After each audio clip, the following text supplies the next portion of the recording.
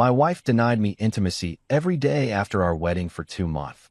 When I confronted her, she said, "My body, my choice, you have no right." So I filed for the marriage to be dissolved by the court. What happened next was rather unexpected.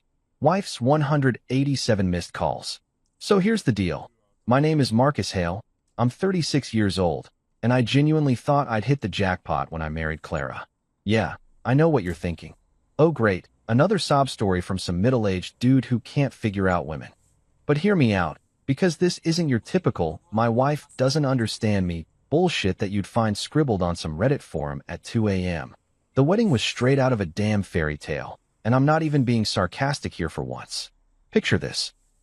Clara looked absolutely stunning in this flowing white dress that probably cost more than my first car. The venue was this gorgeous lakeside resort that made everyone's Instagram stories look like professional photography, and the whole thing was packed with more laughter and happy tears than a rom-com marathon. Hell, even my cynical ass got choked up when I saw her walking down that aisle. The promises we made to each other, they felt real, you know? Like we were actually building something solid together, something that would last longer than a TikTok trend. I genuinely believed that intimacy would follow naturally after we said, "I do." Call me old-fashioned or whatever, but I figured that's how marriage worked. You love each other, you commit to each other, and then you actually, connect with each other on every level. Physical, emotional, spiritual, the whole 9 yards. I mean, we'd been together for 2 years before tying the knot, and while we kept things pretty traditional in terms of waiting, there was definitely chemistry between us. The kind that made me think our honeymoon was going to be absolutely incredible. But oh boy, was I in for a rude awakening that would make a cold shower feel like a tropical vacation. 2 months. 61 days to be exact, because yeah, I was keeping count like some desperate teenager. Every single night, Clara would find a new and creative way to avoid any kind of physical contact. And I'm not talking about just sex here. I'm talking about everything. No hand-holding, no cuddling on the couch during Netflix binges, no spontaneous kisses in the kitchen while making coffee. Nothing. Nada. Zilch. "I'm tired" became her go-to excuse, delivered with the same enthusiasm most people reserve for reading insurance policies. Or she'd pull the classic move of pretending to fall asleep while scrolling through her phone, which is honestly impressive considering how she could somehow manage to sleep through the bright screen glare but wake up instantly if I shifted positions on my side of the bed. At first, I played the understanding husband role to perfection. I mean, adjusting to married life can be tough, right? Maybe she was stressed from work, or still coming down from the wedding planning chaos, or dealing with some family drama I didn't know about. I convinced myself that patience was the key here, that pushing the issue would only make things worse.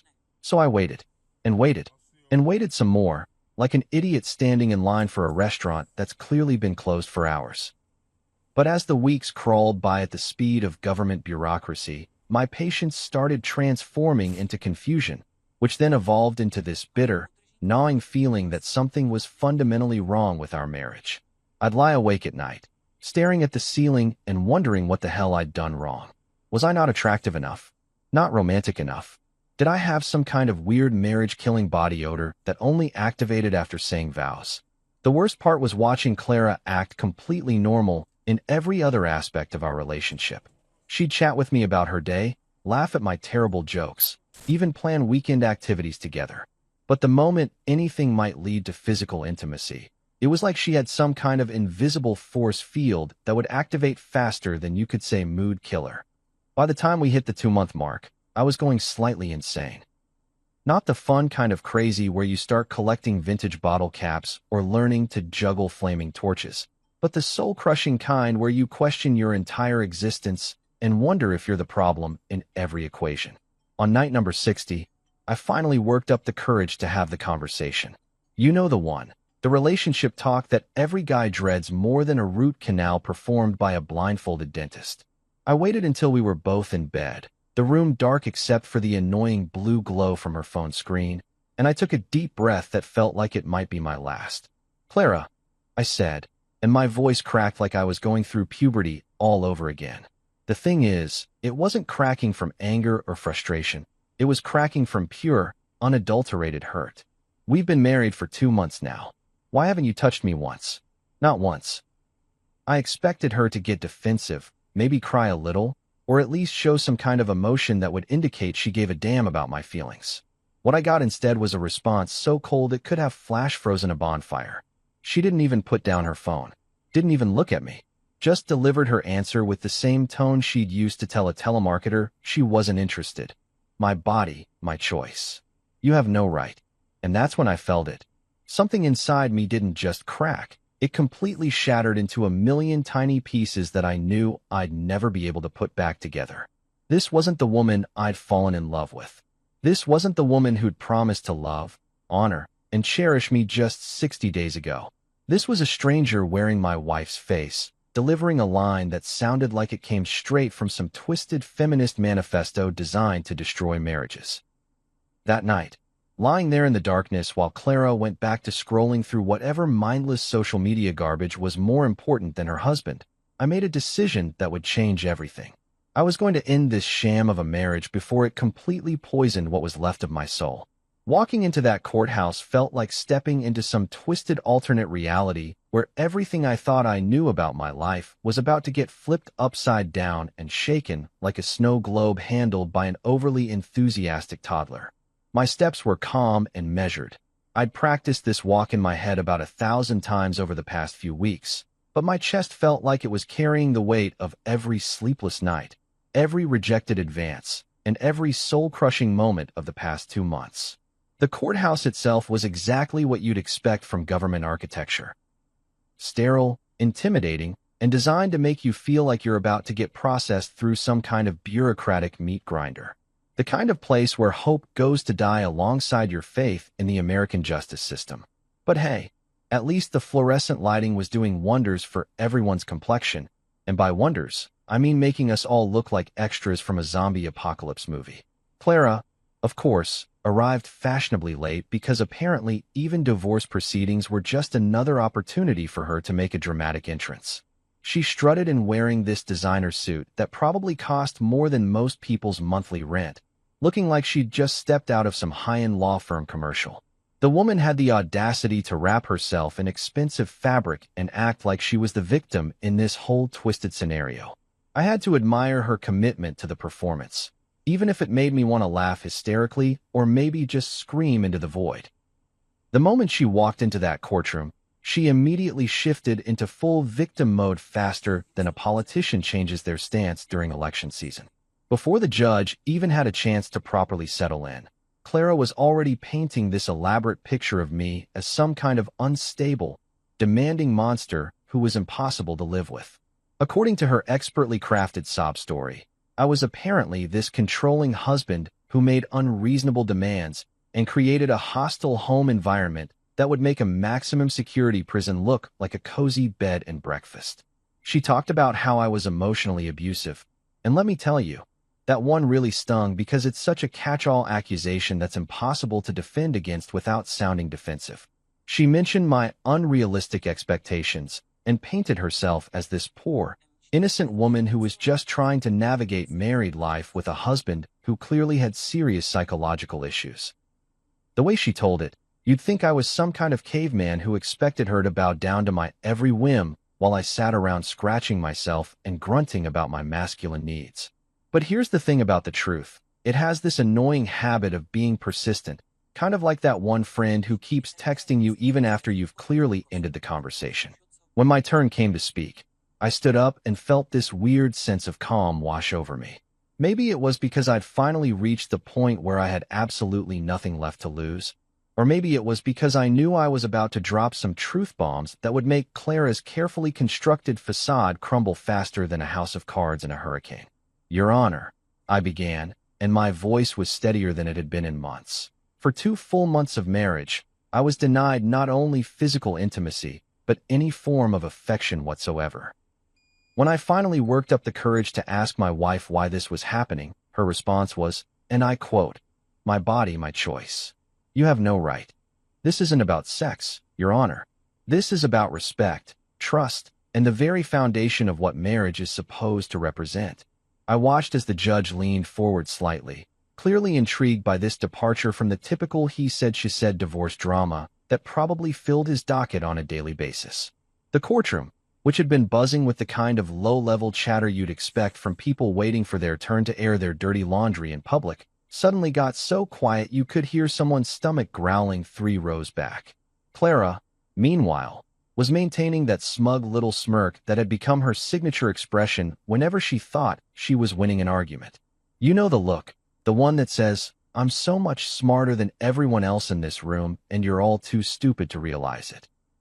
It's the same expression people get when they think they've successfully manipulated a situation to their advantage, completely oblivious to the fact that their house of cards is about to come crashing down around them. That's when I decided to deliver the knockout punch that I'd been saving for exactly this moment. And Your Honor, I have concrete proof that she never intended to be my wife at all. She had other plans from the very beginning, financial ones. The satisfaction of watching that confident smirk start to crack was better than Christmas morning, winning the lottery, and finding out your favorite TV show got renewed for another season, all rolled into one glorious moment.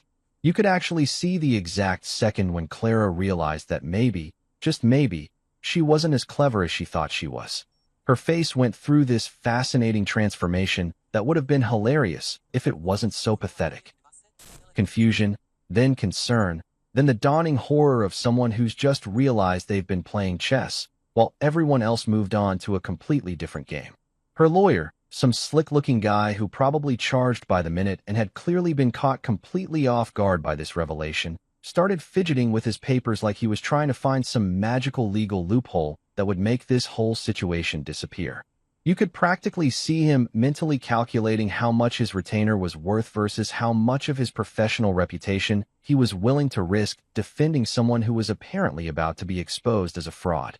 The courtroom atmosphere shifted completely in that moment. What had started as just another routine divorce proceeding was suddenly turning into something much more interesting and potentially criminal. People were sitting up straighter, phones were discreetly being pulled out to record what was clearly about to become the most entertaining legal drama anyone had witnessed in this sleepy courthouse in months. Clara's confidence, which had been her armor throughout this entire ordeal, was cracking faster than cheap paint in direct sunlight. She was trying to maintain her composure, but you could see her mind racing, probably trying to figure out exactly how much I knew and how screwed she actually was. The woman who had walked into that courtroom acting like she owned the place was suddenly looking around like a cornered animal searching for an escape route that didn't exist. The moment of truth had arrived, and let me tell you, it was more satisfying than finally getting to pop that piece of bubble wrap you've been saving or watching your least favorite reality TV star get voted off the island. I nodded to my lawyer, who handed a manila folder to the bailiff with the kind of reverence usually reserved for handling ancient artifacts or nuclear materials. This folder contained digital screenshots that were about to turn Clara's world into a smoking crater, and I was about to enjoy every single second of watching it happen. The bailiff, a no-nonsense woman who looked like she'd seen every possible flavor of human stupidity parade through this courtroom, walked those screenshots over to the judge like she was delivering someone's death sentence. Which, in a way, she kind of was. The judge adjusted his glasses with the practiced motion of someone who'd spent decades deciphering the bullshit that people tried to pass off as truth in his courtroom, and began reading the first message aloud. "Don't worry, girls. I didn't marry him for love. I needed security. Once I get access to his accounts, he'll be nothing but a stepping stone." The silence that followed was so profound you could have heard a pin drop in the next county. It was the kind of silence that makes you suddenly aware of your own heartbeat, your breathing, and the fact that everyone in the room just collectively realized they were witnessing someone's life implode in real time. The judge's voice had carried Clara's own words with the kind of clarity that made them impossible to misinterpret or explain away. I turned to look at Clara, and holy shit, watching her face drain of color was like watching a time-lapse video of someone aging 30 years in 30 seconds. Her skin went from its usual healthy glow to the kind of pale you see on people who've just received some seriously bad news from their doctor. The confident, manipulative woman who'd walked into this courtroom was rapidly being replaced by someone who looked like they'd just realized they were standing in the middle of a minefield wearing tap shoes. But the judge wasn't done. Oh no, he was just getting warmed up, and apparently my dear wife had provided him with plenty of material to work with. The next message hit the courtroom like a verbal bomb that made the first one look like a gentle love tap. 2 months of rejection will weaken him. He'll be desperate when I push for financial control. Gasps rippled through the courtroom like a wave of collective horror mixed with morbid fascination. This wasn't just about a marriage gone wrong anymore. This was about calculated manipulation that had been planned from the very beginning. The people sitting in those uncomfortable wooden benches weren't just witnessing a divorce. They were getting a front-row seat to the complete unmasking of someone who'd turned marriage into a long-term con game. Clara's mouth was opening and closing like a fish that had been yanked out of water and was desperately trying to figure out how to breathe air. The woman who always had a quick comeback, a clever deflection, or a perfectly crafted lie ready to deploy was suddenly speechless. It was honestly fascinating to watch someone who'd built their entire existence around manipulation realize that they'd finally been out-manipulated. Her lawyer looked like he was seriously considering whether his law degree came with some kind of warranty that would let him return it and get into a less soul-crushing profession.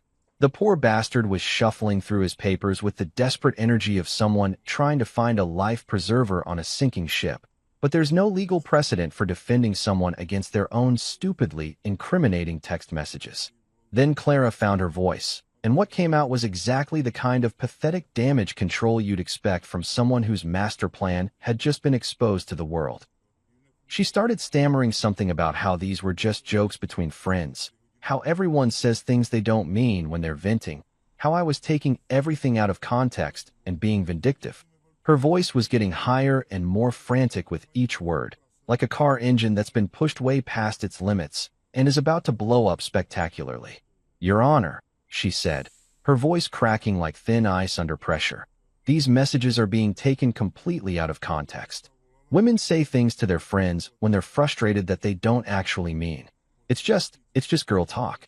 We were just blowing off steam, and my husband is using private conversations to make me look like some kind of monster." The desperation in her voice was so thick you could have cut it with a knife and served it for dinner. She was throwing out every possible excuse she could think of, hoping that something, anything, would stick long enough to create reasonable doubt. But here's the thing about digital evidence. It doesn't really care about your feelings or your desperate attempts to reframe reality. The judge looked at her with the kind of expression that judges, probably perfect over years of dealing with people who think they can talk their way out of anything. It was a look that said, "I've heard every excuse in the book, and yours doesn't even make it to the footnotes." He held up the papers containing her messages like they were Exhibit A in a murder trial. "Mrs. Hale," he said, and the way he emphasized Mrs. made it sound like he was questioning whether she even deserved to use my last name. "These messages show clear premeditation and intent to defraud. They detail a specific plan to manipulate your husband emotionally and financially. This isn't girl talk. This is evidence of marriage fraud." The courtroom was buzzing now with the kind of energy you get when people realize they're witnessing something that's going to be talked about for years. Cell phones were discreetly appearing as people tried to capture this moment for their social media feeds, because apparently even someone's complete life destruction needs to be shared with the internet. Clara was looking around the courtroom like she was searching for someone, anyone, who might believe her increasingly ridiculous explanations. But the thing about truth is that it has this annoying habit of being pretty damn obvious once it's laid out in black and white. Her own words were condemning her more effectively than any lawyer could have managed. Her confidence, which had been her primary weapon throughout our entire relationship, was now completely shattered.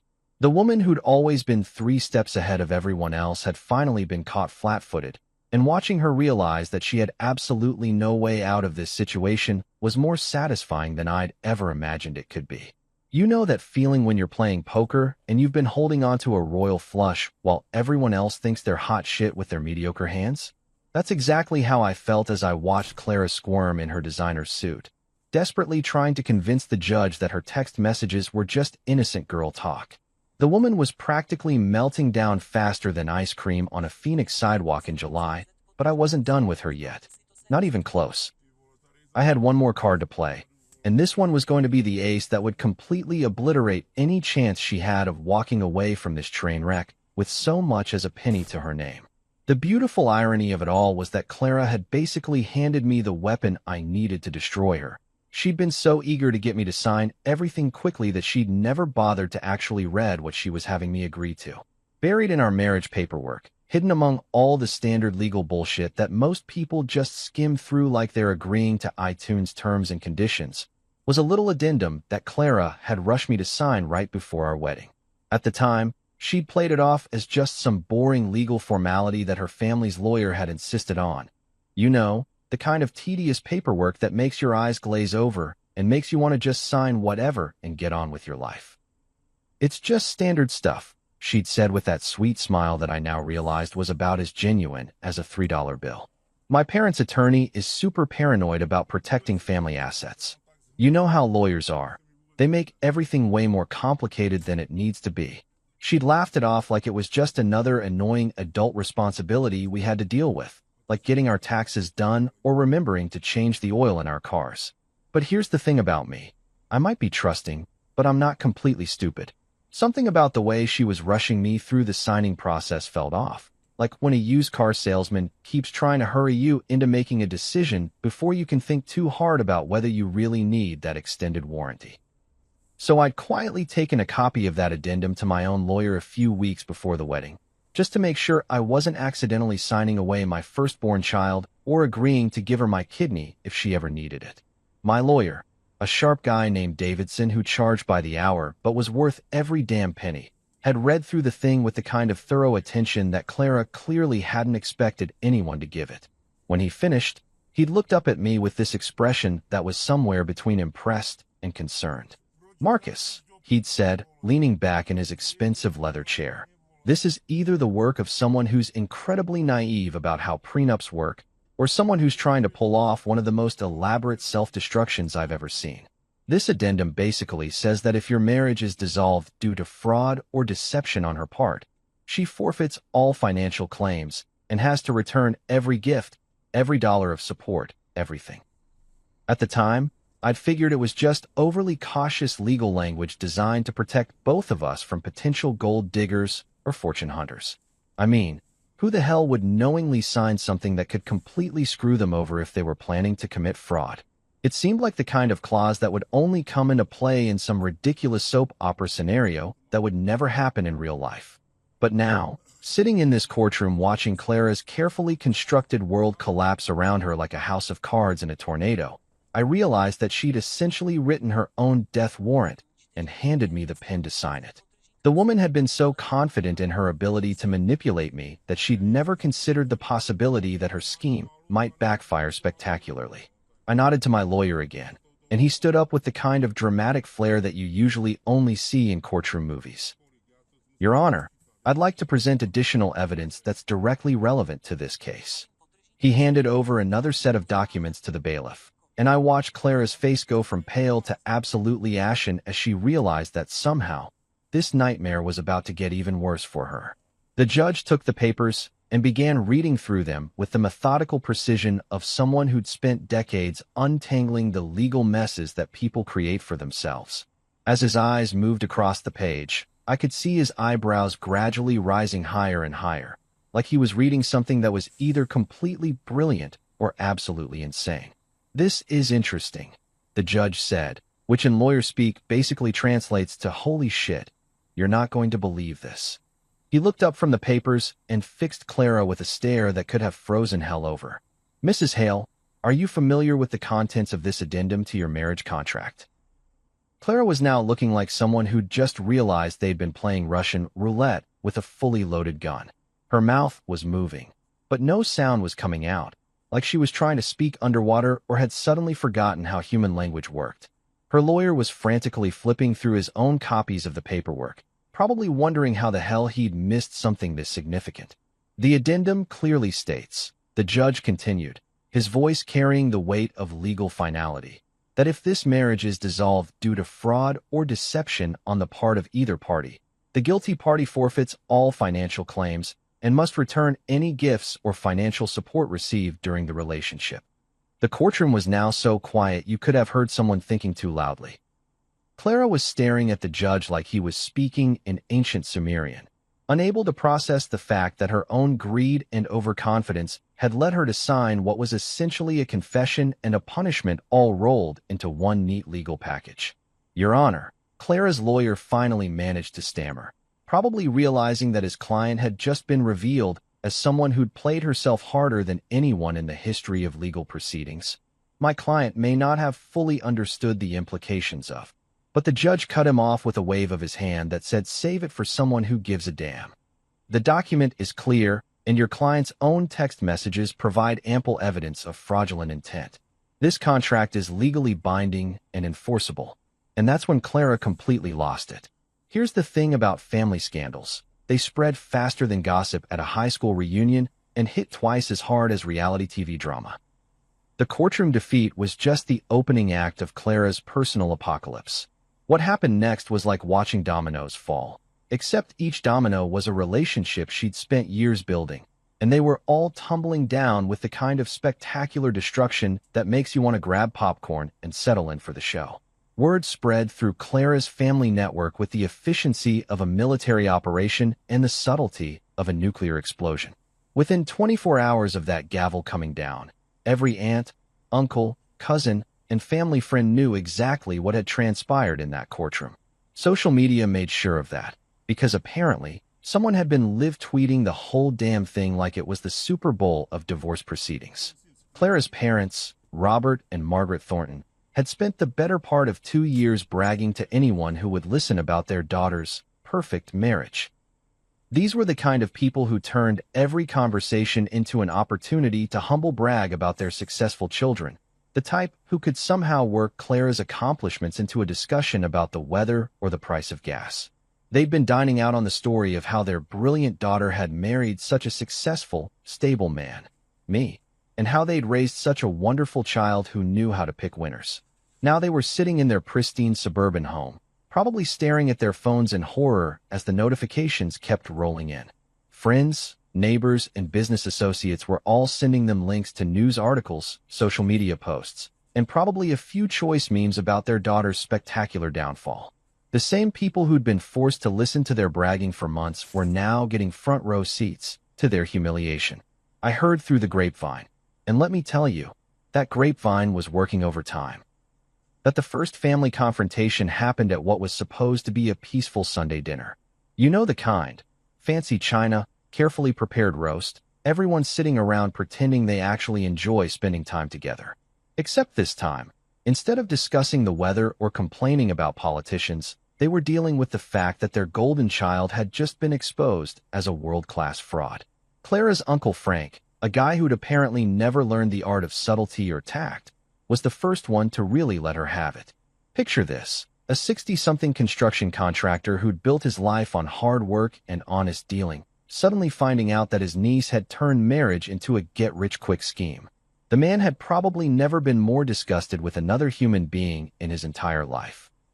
"You've disgraced us all," he'd reportedly said, and according to the family members who witnessed this verbal assassination, he'd slammed his fist on that expensive dining room table hard enough to make the good china jump. The same table where Clara had probably sat as a kid, learning about family values and the importance of integrity, was now the scene of her complete character assassination by her own blood relatives. But Uncle Frank was just getting warmed up.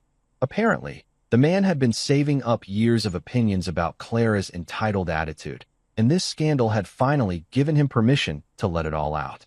He'd gone on a rant about how she'd embarrassed the entire family name, how she'd made them all look like they'd raised a sociopathic con artist, and how he was ashamed to share DNA with someone who could be so calculating and heartless. The rest of the family just sat there in stunned silence, probably trying to process the fact that their Sunday dinner had turned into an episode of Jerry Springer. Clara's mother, who'd spent decades perfecting the art of appearing refined and proper, was apparently crying into her napkin, while her father looked like he was seriously considering whether it was too late to legally disown a 30-something daughter. Her brother Daniel, who'd always looked up to Clara like she was some kind of genius who had life figured out better than everyone else, stopped speaking to her entirely. This was a guy who used to call her for advice about everything from job interviews to which brand of laundry detergent to buy. He genuinely believed that Clara was this brilliant strategist who could navigate any situation with grace and intelligence. Now he was realizing that his role model was actually a manipulative fraud who'd been playing games with people's emotions for personal profit. The hero worship he'd carried for his older sister had been replaced by the kind of disgust you usually reserve for finding out your favorite restaurant has been serving expired meat for months. He'd apparently told other family members that he felt like an idiot for ever thinking Clara was someone worth admiring. Even her mother, who'd spent Clara's entire life making excuses for her daughter's behavior and defending her against any criticism, had finally reached her breaking point. Margaret Thornton, a woman who'd perfected the art of passive-aggressive support and had probably never said a harsh word about Clara in public, was now admitting in whispered conversations with relatives that her daughter had completely destroyed her life through pure greed and stupidity. "I don't understand how we raised someone who could be so calculating," she'd apparently confided to Clara's Aunt Susan during a phone call that was definitely not meant to be overheard. "The Clara I thought I knew would never have done something like this. I feel like I don't even know my own daughter anymore." The family that had once pushed Clara to marry for status and security, because let's be honest, they were probably the ones who'd planted those ideas in her head in the first place, were now treating her like a pariah who'd brought shame upon the entire bloodline. The same people who'd encouraged her to find a husband with good financial prospects were now horrified that she'd taken their advice to such a twisted extreme. Christmas invitations were being quietly rescinded. Family group chats were going silent whenever Clara tried to participate. The woman who'd once been the center of attention at every family gathering was now being systematically excluded from the very social circle that had shaped her into the person she'd become. The irony was so thick you could have served it for dessert. If you think family betrayal hurts, wait until you see what happens when your so-called friends discover you've been treating them like unwitting accomplices in your elaborate fraud scheme. Clara's social circle didn't just abandon her. They turned on her with the vicious efficiency of a pack of wolves who'd suddenly realized they'd been harboring a rabid member all along. It was honestly beautiful to watch, in the same way that a controlled demolition is beautiful when you're watching some ugly building get reduced to rubble. The irony of the whole situation was that Clara's friends were the very same people she'd been bragging to in those incriminating text messages. These were the women she'd confided in, laughed with, and apparently used as her personal cheering section while she was orchestrating my emotional destruction. They were the ones who'd received those screenshots that ended up being read aloud in court, the messages where she detailed her master plan to manipulate me into financial submission. Now, imagine being one of those friends and suddenly realizing that you'd been an accessory to someone's scheme to commit marriage fraud. These women weren't just embarrassed. They were pissed off in the way that only betrayed friends can be. The kind of anger that makes people do things like screenshot every conversation they've ever had with you and share them in group chats with captions like, "Can you believe I thought this psycho was my friend?" The screenshots of Clara's original messages spread through their social circle faster than a celebrity death hoax on Twitter. Every woman in their friend group was suddenly seeing exactly what Clara really thought of marriage, commitment, and basic human decency. They were getting a behind-the-scenes look at how someone they trusted had been laughing about manipulating another human being for financial gain. Sarah Martinez, who'd been Clara's maid of honor and had probably spent weeks helping plan our wedding, was apparently the first one to realize she'd been played. According to the gossip network that was somehow more efficient than the FBI, Sarah had called Clara within hours of the courtroom story breaking and absolutely destroyed her over the phone. "You made me complicit in this," Sarah had reportedly screamed, her voice carrying the kind of fury that comes from realizing you've been used by someone you considered a close friend. "I helped you plan a wedding that was basically an elaborate con job. I stood up there beside you while you were lying to everyone, including me. Do you have any idea how that makes me feel?" But Sarah wasn't done.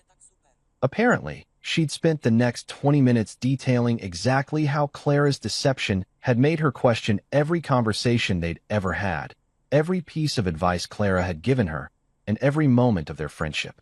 She'd ended the call by telling Clara that she never wanted to see or hear from her again, and that if Clara ever tried to contact her, she'd be forwarding everything directly to my lawyer.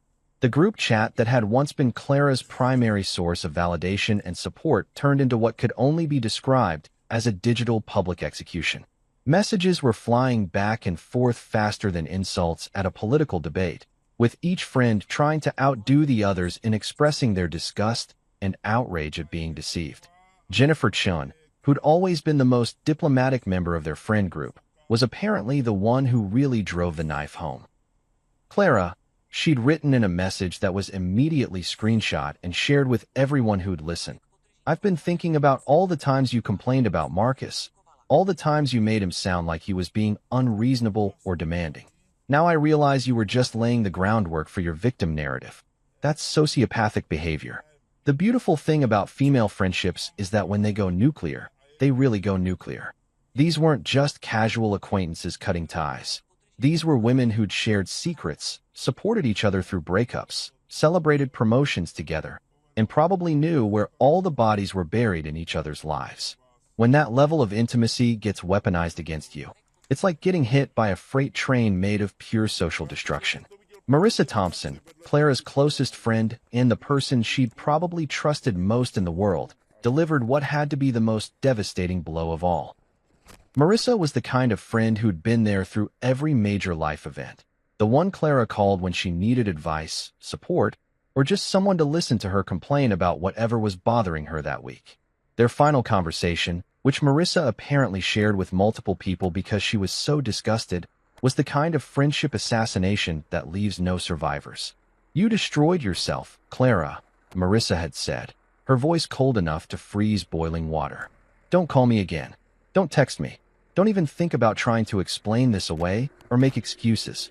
You're not the person I thought you were, and I'm ashamed that I ever called you my friend." The rejection from Marissa hit Clara harder than everything else combined, because Marissa had been her rock, her confidant, the one person she'd always been able to count on to take her side no matter what. Losing that relationship was like losing a limb, sudden, shocking, and permanently life-altering. But the social media aspect of Clara's downfall was where things got really brutal. These women didn't just cut ties privately. They made sure everyone knew exactly why they were distancing themselves from Clara. Instagram stories, Facebook posts, subtle Twitter subtweets, and group chat screenshots were flying around like confetti at a parade celebrating Clara's social death. Walking into parties became an exercise in public humiliation for Clara. The same social events where she'd once been the center of attention, holding court with her witty observations and carefully curated stories, now featured her as the main topic of conversation, but not in a good way. People would literally stop talking when she walked into a room, not out of respect, but because they were all discussing her latest scandal and didn't want her to overhear the particularly brutal details. The whispers followed her everywhere. "That's the woman who tried to scam her husband. Can you believe she planned the whole thing from the beginning? I heard she's completely broke now, and her family won't even talk to her." The gossip mill was working overtime, and Clara was the primary ingredient being ground up for everyone's entertainment. Her social media feeds, which had once been carefully curated showcases of her fabulous life, became ghost towns of engagement. You know what they say about karma being a bitch? Well, karma apparently has a PhD in thorough destruction and a specialization in making sure no stone is left unturned when it comes to delivering justice. Clara thought her workplace would be some kind of sanctuary from the shitstorm that was engulfing every other aspect of her life, but she was about as wrong as someone who brings a knife to a gunfight or tries to use Internet Explorer in 2025. Clara worked at Henderson & Associates, one of those mid-sized consulting firms that thrives on maintaining an impeccable reputation and attracts clients who are willing to pay premium prices for the privilege of working with reputable professionals. These are the kind of places where your personal brand is almost as important as your actual job performance, where networking events are basically mandatory social functions, and where office gossip travels faster than bad news at a family reunion. The thing about professional environments in today's hyper-connected world is that scandals don't stay private for long, especially when they involve fraud, court proceedings, and the kind of juicy details that make people forget about whatever Netflix series they were binge-watching. Within 48 hours of the courtroom drama, Clara's professional life was about to become as toxic as a nuclear waste dump. It started with the whispers, because that's how these things always begin in corporate America.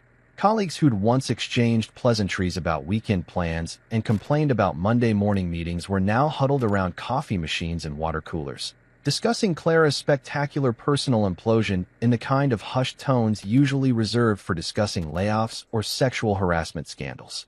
"Did you hear about Clara Hale?" became the opening line of every office conversation that week. The story was spreading through the building like wildfire in a drought, with each retelling adding new details and increasingly horrified reactions. People were pulling up court records on their phones during lunch breaks, sharing screenshots of news articles in group texts, and basically turning Clara's downfall into the most entertaining thing to happen in their office since the time someone accidentally replied all to a company-wide email with their resignation letter. The hallway conversations were brutal in their casual cruelty. Clara would walk past groups of coworkers who would suddenly stop talking and watch her with the kind of morbid fascination usually reserved for watching car accidents or reality TV train wrecks. These were people she'd worked alongside for years, shared projects with, maybe even grabbed drinks with after particularly stressful deadlines. Now they were looking at her like she was some kind of exotic zoo animal that had suddenly revealed itself to be a dangerous predator. Her direct supervisor, Michael Patterson, was probably having nightmares about the potential PR disaster that was now sitting in his department. Patterson was the kind of middle manager who'd spent his entire career carefully avoiding anything that might reflect poorly on his judgment or leadership abilities. Having an employee exposed as a marriage fraudster was definitely not the kind of resume builder he'd been hoping for.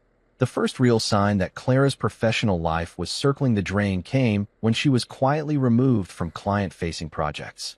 Suddenly, the presentations she'd been scheduled to give were being reassigned to other team members with flimsy excuses about workload redistribution and strategic realignment. The clients she'd been cultivating relationships with for months were being handed off to colleagues who probably couldn't believe their luck at inheriting such high-value accounts.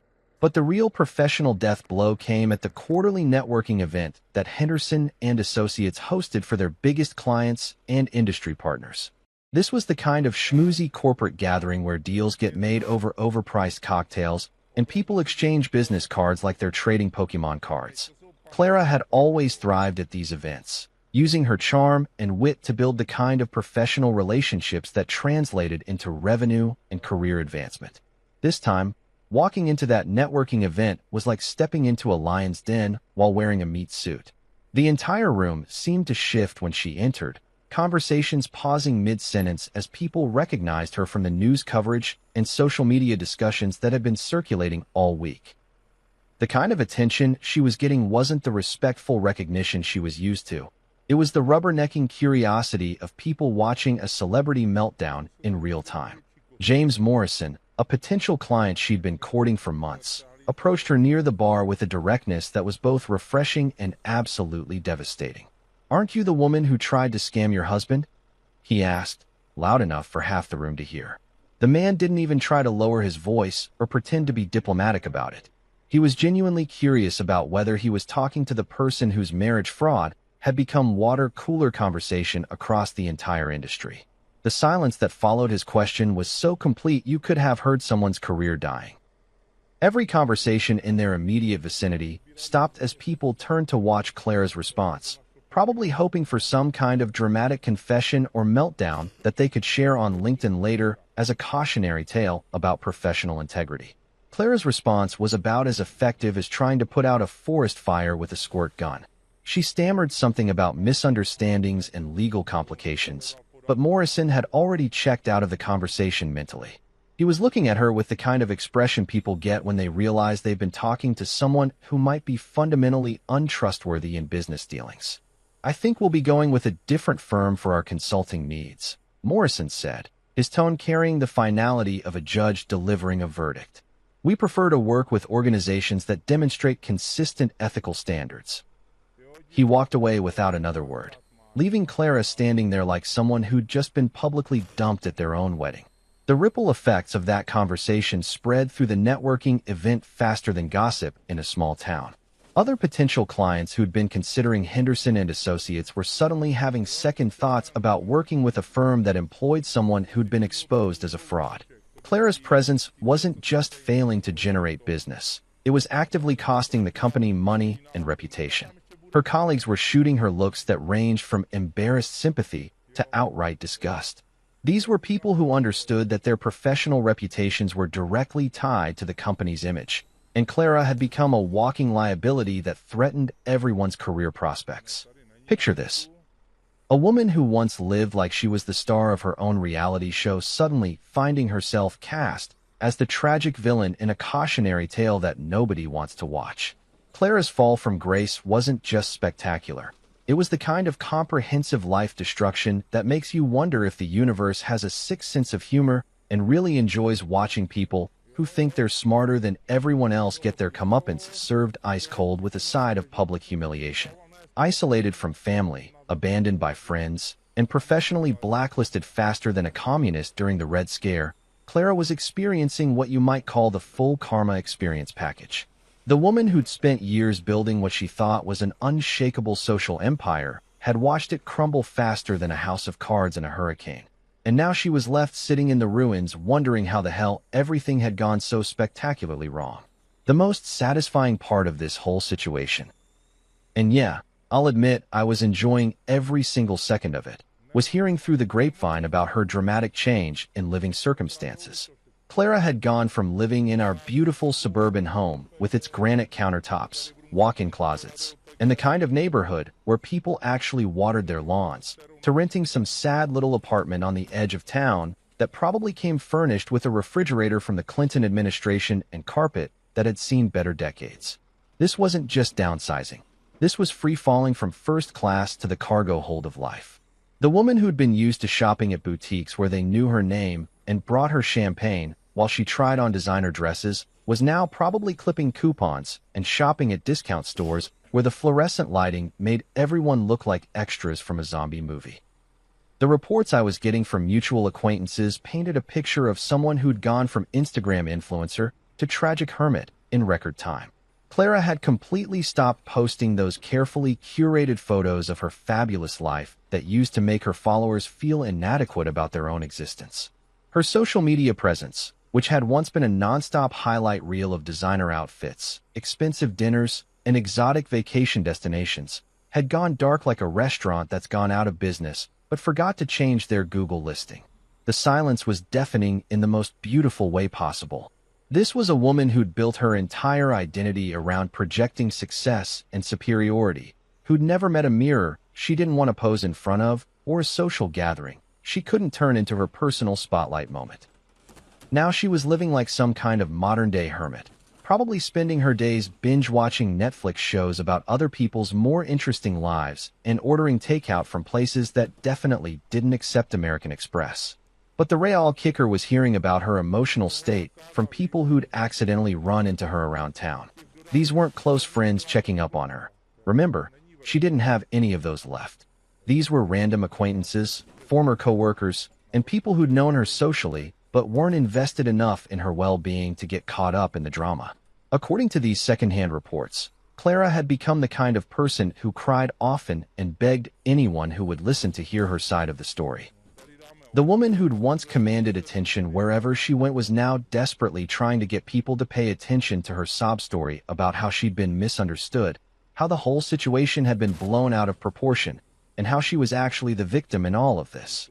Rachel Davies, someone who'd worked with Clara at a previous job and hadn't spoken to her in over a year, told me about running into her at a grocery store that was definitely several steps down from the organic markets Clara used to frequent. She looked terrible, Rachel had said, shaking her head with the kind of pity you'd reserve for seeing a former celebrity working at a gas station. Her hair was a mess, she wasn't wearing makeup, and she was wearing sweatpants that looked like she'd been sleeping in them for a week. But the appearance wasn't even the most pathetic part. Apparently, Clara had cornered Rachel in the cereal aisle and launched into this desperate monologue about how everyone had misunderstood the situation, how Marcus, that would be me, had manipulated the evidence to make her look bad, and how she was actually the victim of an elaborate scheme to destroy her reputation. She was crying right there between the Cheerios and the Lucky Charms. Rachel had told me, probably enjoying the irony of Clara having a breakdown in the most mundane possible location. She kept saying that people didn't understand the whole story, that there were things about Marcus that nobody knew, and that she'd been trapped in an impossible situation. The desperation in Clara's voice had apparently been so intense that other shoppers were starting to stare and whisper among themselves. Rachel, who was just trying to buy groceries and get on with her day, had to basically extract herself from the conversation like she was escaping from a particularly aggressive timeshare presentation. Similar stories started popping up from other people around town. Clara apparently had a pattern of approaching anyone who showed even the slightest hint of familiarity, then launching into these exhausting attempts to rehabilitate her image or gain sympathy for her situation. She was like a broken record of self-pity, constantly trying to rewrite the narrative of what had happened and convince people that she deserved compassion rather than condemnation. The woman who'd once thrived on being envied was now reduced to begging for basic human sympathy from people who barely knew her. She'd gone from being the person everyone wanted to be around to being the person everyone actively avoided, like she was carrying some kind of social disease that might be contagious. Without me, without my financial support, without my social connections, and without the lifestyle I provided, Clara had been forced to confront the reality that she'd built her entire existence on a foundation made of other people's resources and goodwill. When all of that was stripped away, what was left was just a sad, lonely woman sitting in a crappy apartment, surrounded by the consequences of her own greed and manipulation. You know how they say you can't escape your past? Well, apparently the same rule applies to your ex-wife, especially when she's been reduced to haunting the same public spaces as normal people instead of hiding away in whatever rock she's been living under since her life imploded. I was having a perfectly pleasant evening at Romano's, this decent Italian place that serves pasta that doesn't taste like it came from a box and wine that doesn't give you an instant headache. When fate decided to serve up a side dish of poetic justice that I definitely hadn't ordered, I'd been looking forward to this dinner all week. After months of dealing with lawyers, court proceedings, and the general clusterfuck that had been my marriage and subsequent divorce, I was finally starting to feel like a human being again instead of a character in some twisted soap opera. The restaurant was busy but not crowded, filled with the kind of comfortable chatter and clinking silverware that makes you remember why people actually enjoy going out to eat. I was halfway through what had to be the best chicken parmesan I'd had in years, actually relaxing for the first time in months, when I spotted her. At first, I thought my eyes were playing tricks on me, because the woman sitting alone at a corner table looked like Clara's significantly less successful sister who'd been hit by a bus and then dragged through a department store clearance rack backwards. Clara was sitting by herself, which should have been my first clue that something was seriously wrong with this picture. This was a woman who'd never eaten alone in public in her entire life. She was always surrounded by friends, colleagues, or at minimum some poor soul she'd cornered into listening to her latest dramatic story. Seeing her alone was like seeing a peacock with all its feathers plucked off, pathetic and vaguely disturbing. Her hair, which had always been perfectly styled like she was ready for a magazine photo shoot at any moment, looked like she'd been sleeping on it for about 3 days straight without bothering to look in a mirror. The designer outfits that had once made her look like she'd stepped off a runway had been replaced by what could charitably be described as discount rack chic, the kind of clothes you buy when you're more concerned with covering your body than making any kind of fashion statement. But it was her posture that really drove home how far she'd fallen. Clara was hunched over her phone like it was the last source of warmth in a frozen wasteland, scrolling with the desperate intensity of someone checking to see if anyone, anywhere, still gave a damn about her existence. The confident, commanding presence that had once made her the center of attention in any room had been replaced by the deflated posture of someone who'd been thoroughly defeated by life. I was actually debating whether I could finish my meal and escape without her noticing me, because honestly, I was having such a nice evening and didn't need it ruined by whatever fresh hell Clara might try to drag me into. When she looked up from her phone and our eyes met across the restaurant, the recognition hit her face like a physical blow, and for a second I thought she might actually faint right there in her sad little corner booth. But then something shifted in her expression, some desperate kind of hope mixed with panic, and I knew I was about to get treated to a performance that would make daytime television look subtle by comparison. She practically launched herself out of her seat and rushed over to my table with the kind of frantic energy you usually see in people who are drowning and have just spotted a life preserver. The other diners were starting to notice the commotion, probably wondering if they were about to witness some kind of public breakdown that they could post on their social media accounts later. "Marcus, please, just a minute," she said, and her voice was already cracking like she was gearing up for the kind of dramatic scene that would make Oscar winners jealous. Please, I just need 1 minute of your time. I looked up at her, taking in the full scope of her transformation from successful manipulation artist to whatever this sad creature standing beside my table was supposed to be. Part of me felt something that might have been pity, if pity wasn't completely overshadowed by the satisfaction of seeing someone who tried to destroy my life getting exactly what they deserved. I've lost everything, she continued, apparently taking my silence as permission to continue with what was clearly going to be the performance of her lifetime. My family has completely disowned me. They won't take my calls. They've uninvited me from every family gathering, and my own mother told me she's ashamed to have raised someone like me. Tears were starting to stream down her face, and I had to give her credit. She was really committing to this role of the tragic victim who'd been wronged by the cruel world. The restaurant was getting quieter as other diners tried to pretend they weren't eavesdropping on what was obviously going to be some premium dinner theater. My friends are all gone, she sobbed, her voice getting higher and more desperate with each word. People I've known for years, people I thought would always be there for me. They've all just disappeared. They won't return my calls. They've blocked me on social media, and when I tried to show up at Jessica's birthday party last month, they literally asked me to leave. She was really getting into the swing of things now, gesturing wildly like she was auditioning for a particularly melodramatic stage production. At work, they treat me like I don't exist. I used to be respected there, Marcus. I was good at my job. I brought in clients. I was making real contributions. Now they've basically sidelined me completely. I sit at my desk all day with nothing meaningful to do, and I can hear people whispering about me whenever I walk by. The desperation in her voice was becoming almost palpable, filling the space between us like smoke from a house fire. I destroyed us, Marcus. I destroyed everything we had together, everything we could have been. I was stupid and greedy, and I thought I was so much smarter than everyone else, but I wasn't. I was just an idiot who threw away the best thing that ever happened to her. Then came the big finish, the moment she'd probably been rehearsing in her bathroom mirror for weeks. Please, I need another chance. I know I don't deserve it. I know I have no right to ask, but I'm begging you. I can't live like this anymore. The weeks following that restaurant encounter were like watching the final act of a tragedy where the main character refuses to accept that the curtain has already fallen.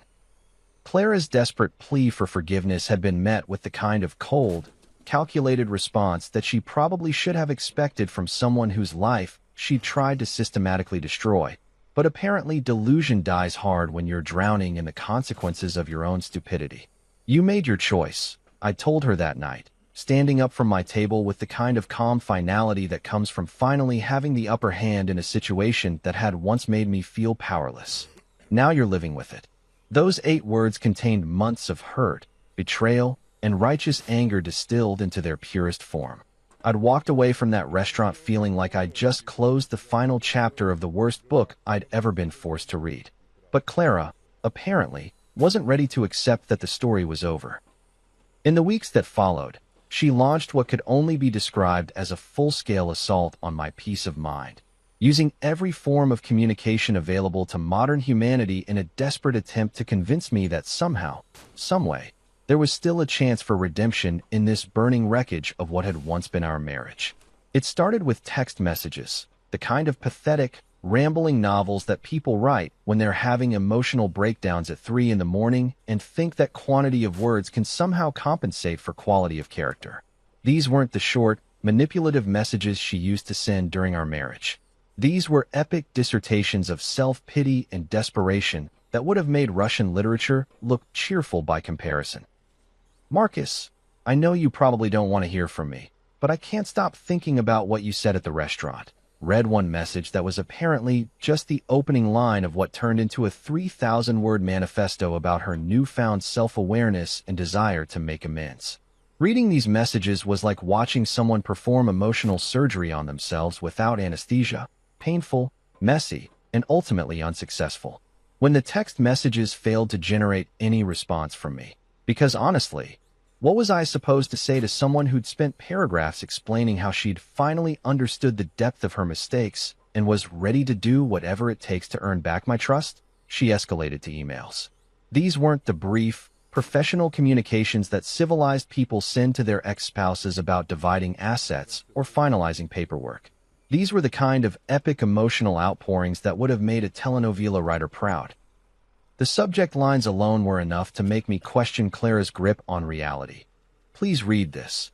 It's important. I know you hate me, but please give me 5 minutes. The truth about everything that happened. And my personal favorite. I'm not the person you think I am. That last one was particularly rich, considering that the person I thought she was had been revealed through her own text messages and confirmed by a judge in open court. But Clara's digital harassment campaign was just the warm-up act for the main event that was about to unfold. When emails failed to generate the response she was desperately seeking, she moved on to phone calls with the persistence of a telemarketer who's been promised a commission on every sale and the desperation of someone who's just realized they're completely alone in the world. The first few calls came at reasonable hours, probably timed for maximum impact, when she thought I might actually answer. When those went straight to voicemail. Because I'd learned my lesson about engaging with crazy, she started calling at increasingly desperate intervals. Early morning calls before I left for work, afternoon calls during lunch breaks, evening calls when she probably thought I'd be relaxed and more receptive to her bullshit. Each voicemail was a masterpiece of emotional manipulation disguised as genuine remorse. Marcus, please pick up. I know you're probably screening my calls, but I really need to talk to you about something important. Or, I've been doing a lot of thinking about what went wrong between us, and I think I finally understand why you're so angry. The woman had apparently convinced herself that the problem wasn't her calculated fraud and emotional manipulation, but rather my inability to properly understand her complex emotional motivations. But the real psychological break came on what I now think of as the night of 187 missed calls. A phrase that sounds like it should be the title of a horror movie about technological harassment. I'd gone to bed early after a particularly good day at work, the kind of day that reminded me that life after Clara was actually pretty damn good when you didn't have someone actively trying to sabotage your emotional well-being. I turned my phone on silent and placed it on the nightstand, expecting to wake up to maybe a few work emails and perhaps a text from a friend about weekend plans. What I woke up to instead was a phone that looked like it had been the target of some kind of digital bombing campaign. The notification screen was so full of missed calls that I had to scroll for what felt like minutes just to see them all. 187 missed calls. All from Clara. All between the hours of 11 p.m. and 6 a.m. The woman had apparently spent the entire night hitting redial like it was some kind of therapeutic activity, probably convinced that if she just kept trying, eventually I'd crack and answer the phone. The voicemails that accompanied this marathon of desperation painted a picture of someone who'd completely lost touch with reality. They started out relatively coherent, more pathetic pleas for forgiveness and explanations of how much she'd changed. But as the night progressed and the calls continued, they devolved into increasingly unhinged rants about how I was being unreasonable, how she deserved a chance to explain herself, and how our love was too strong to be destroyed by one mistake. By the end of the sequence, Clara was sobbing into the phone, begging me to remember the good times we'd had together and insisting that the woman who'd planned to manipulate me for financial gain wasn't the real Clara. Apparently, the real Clara was this reformed character who'd learned from her mistakes and was ready to build something beautiful together. I listened to exactly none of these voicemails. I didn't need to hear Clara's version of events or her desperate attempts to rewrite history. The facts were simple. She denied me intimacy, respect, and honesty throughout our marriage, and now life was denying her the security and comfort she thought she was entitled to. The beautiful symmetry of it all was more satisfying than any conversation we could have had.